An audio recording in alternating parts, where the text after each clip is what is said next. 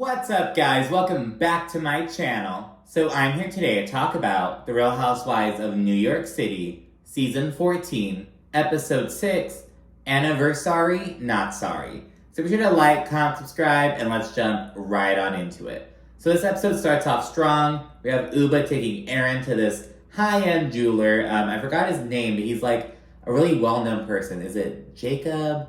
I don't know. I forget his name, but lots of celebrities work with him. Uba says he's the jeweler to the stars, to the 1%.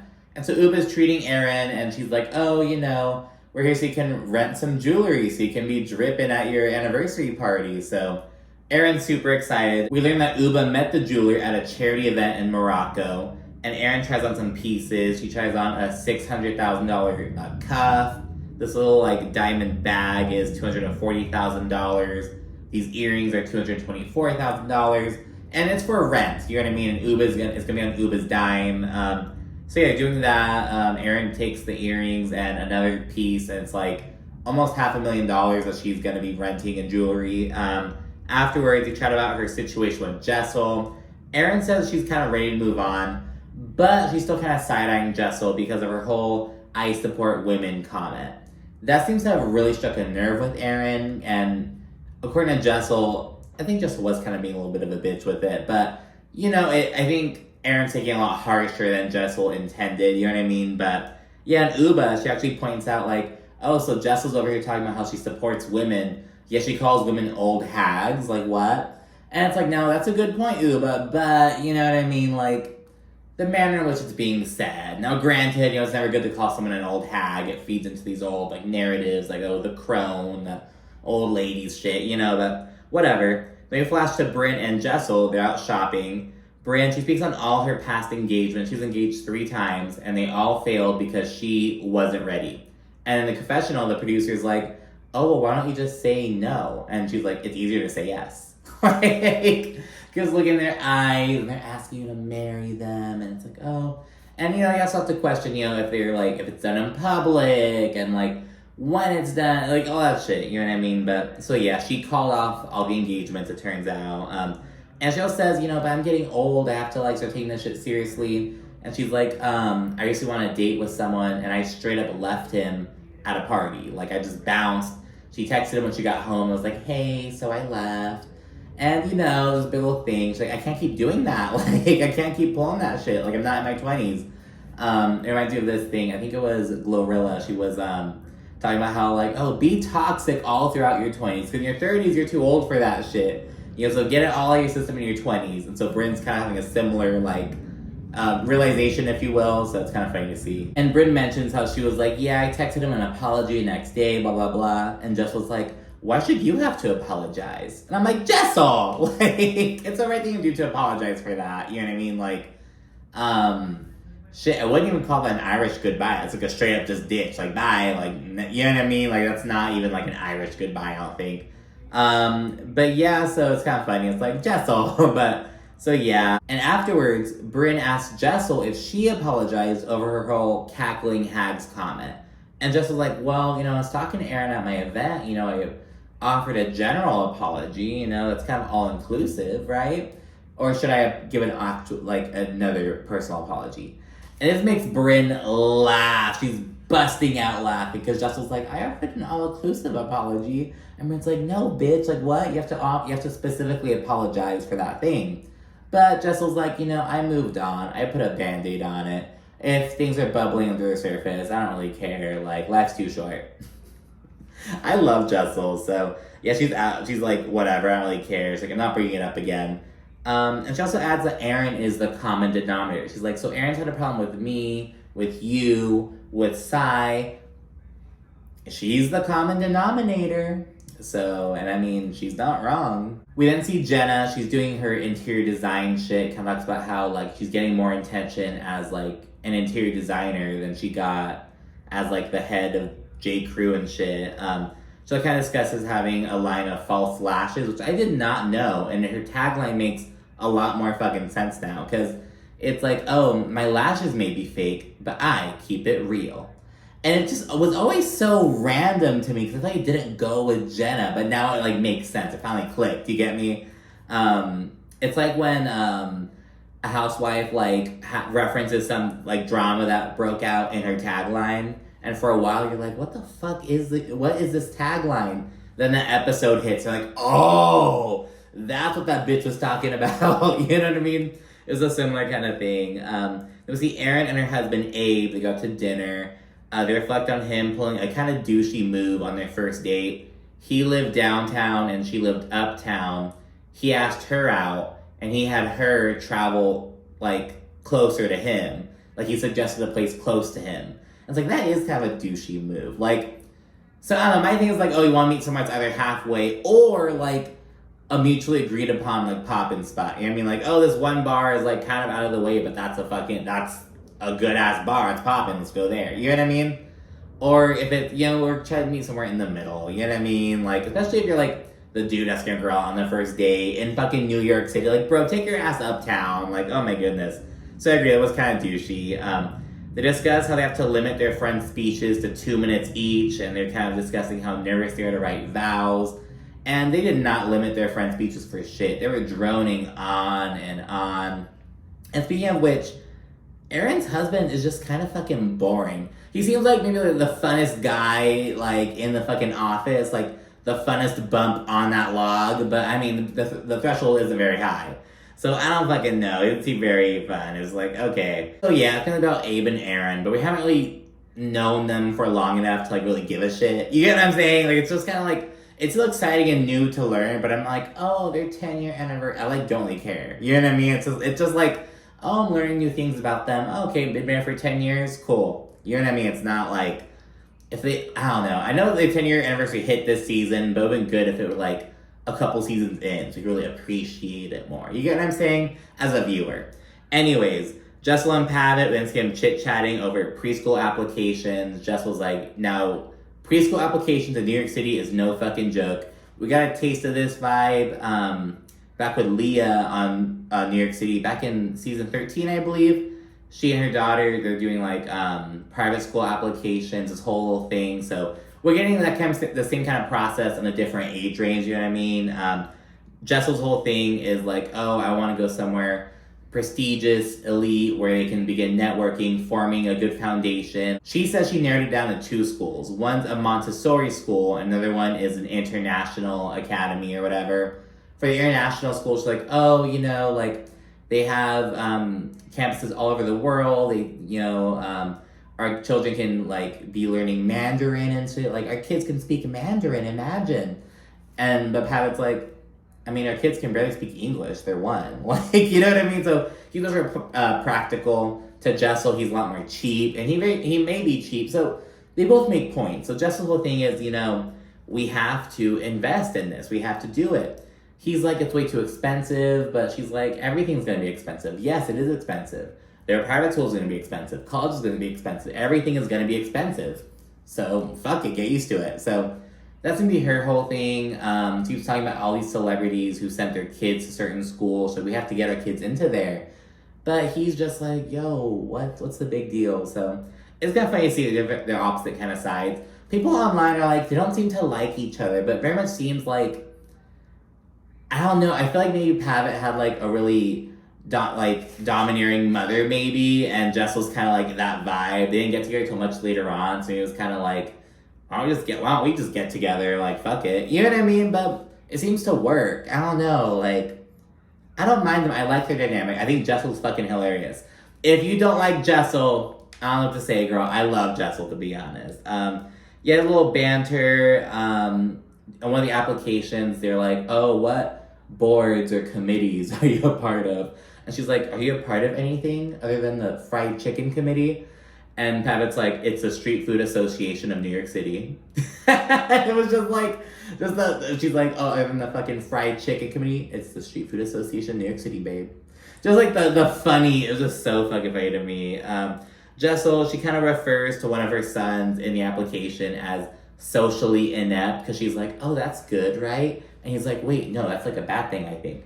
And she's like, oh, yes, it's a bad thing. Oh, no, let me delete it. And it's just so funny. He's like, oh, you're going to screw up their fucking educational journey before it begins. Like, you're so concerned about everything. You're going to call them socially inept. Like, Oh my gosh. They check in with Sai. We see how much of a good father David is. Their son Rio, he's like, maybe like 4. He's like coloring with like a marker and it gets on like the rug. And Sai's like, oh my gosh, this is why I don't like anything in this room. No.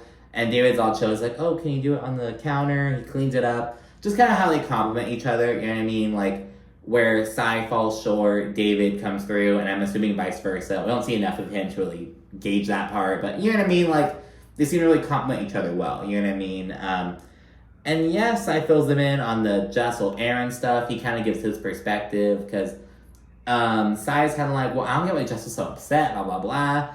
But David's like, well, you have to think about it. Think about what she's been through in the past year, how much her life has changed. She's under a lot. She's going back to work. Like, I'd probably be pissed too if people are calling me, you know, catered to and spoiled. Like, he really puts it in perspective and really helps her see it differently, which she appreciates. It's kind of cool to see a dynamic. That's how your partner should be. You know what I mean? Like, it should help you see things differently or, like, you know, in a new way or, you know, for the better and, like, really where you fall short, have them come through, and you should do the same for that. You know what I mean? Like, that's how it should be. It's now the day of Erin and Abe's anniversary party. Uba unfortunately can't go because she tested positive for COVID, so it's like she treated Erin to all its bling. She got her own stuff, but she can't go. So it's really sad to see. We didn't see much of Uba in this episode. I can't wait to see more of her. According to Jessel, Uba is really going to bring it later on in the season. She's just going to surprise us the most. But we'll see. I'm really excited to see it.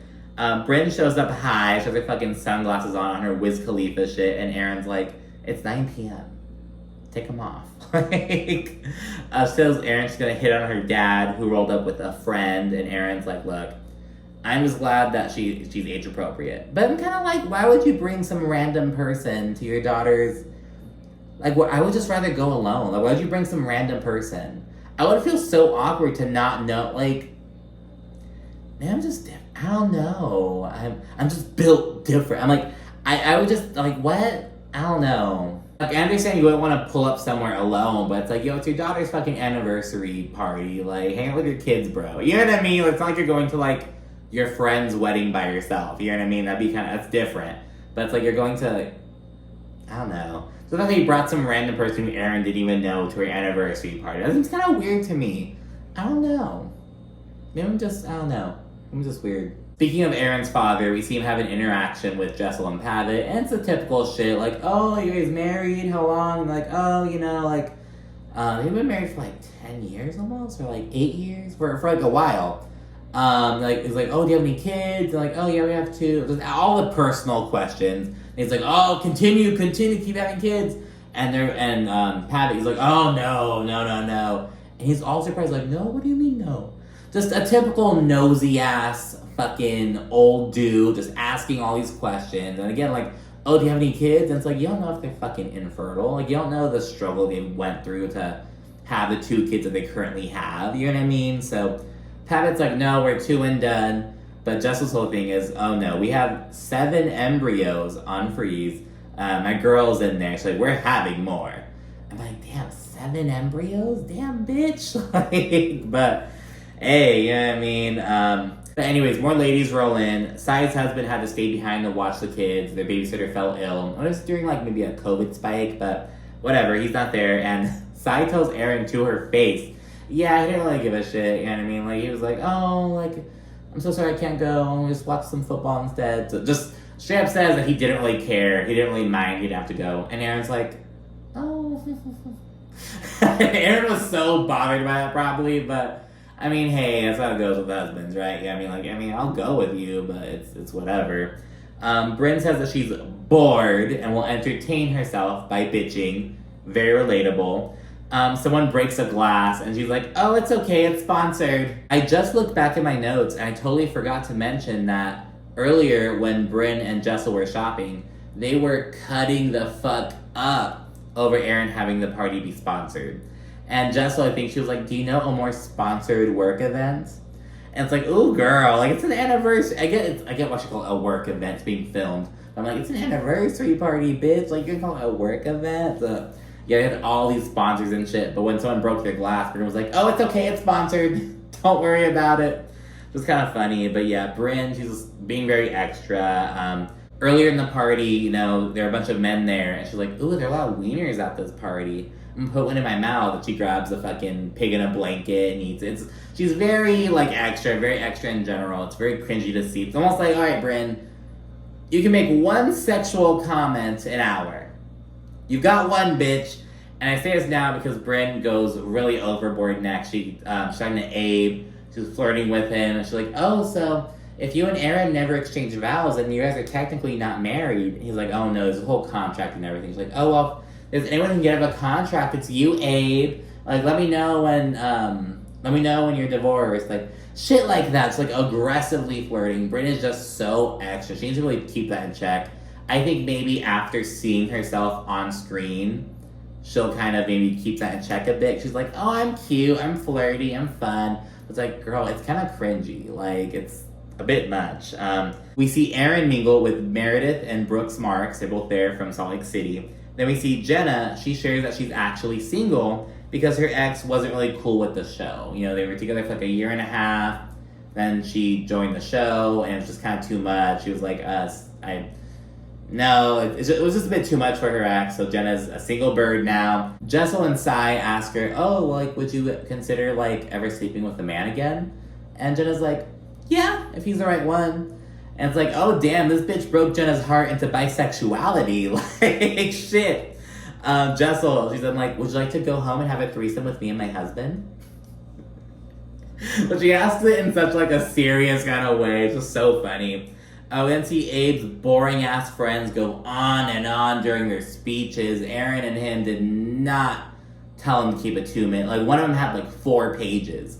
And they all, like, just so boring. All the fucking speakers, all 5 of them, just, oh my goodness. And Bryn and Jenna are just kind of growing antsy. Sai is palming, she just leave and go eat at Nobu, which is right around the corner, because she's fucking hungry. And again, we see Erin having another event where she just does not have food.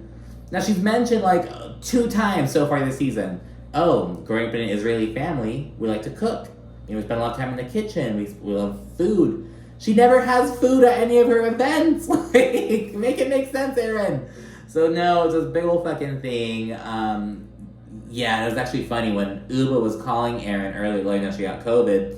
She was like, I was getting ready. I even had dinner because I was afraid you weren't going to feed me. Like, Erin just does not feed the bitches. It is, oh my goodness. And so, yeah, as the people are reading their fucking speeches and whatnot, people are kind of chit-chatting, and Erin's whack-ass, fucking big-chinned-ass sister comes in. She's like, oh, hey, guys, I think it's kind of rude that you guys are here arguing, and we're at their anniversary party. And they're like, we're not arguing. Like, what? She's like, oh, well, chit-chatting, whatever. And Brent's like, well, I gotta tell something to everyone here because everyone's talking. She just wanted a fucking moment. It was like really fucking weird. Erin and Abe proceed to exchange vows. Bryn says she needs a fucking Adderall, and she won't shut the fuck up during vows. Like, she just will not stop chirping. Abe's corny ass, his entire vows are made up of Grateful Dead lyrics, and the confession, he's like, you know, they're just cool and they apply to, they just work for things. He thinks he's so fucking, he's like, oh, I use Grateful Dead lyrics. Like, just fucking so boring. Like, get out of here, Abe. Yeah, party time follows. Erin, she goes to kind of change into a different outfit, and she's like, none of you guys better leave. She goes to change, and Sai's like, I'm fucking hungry.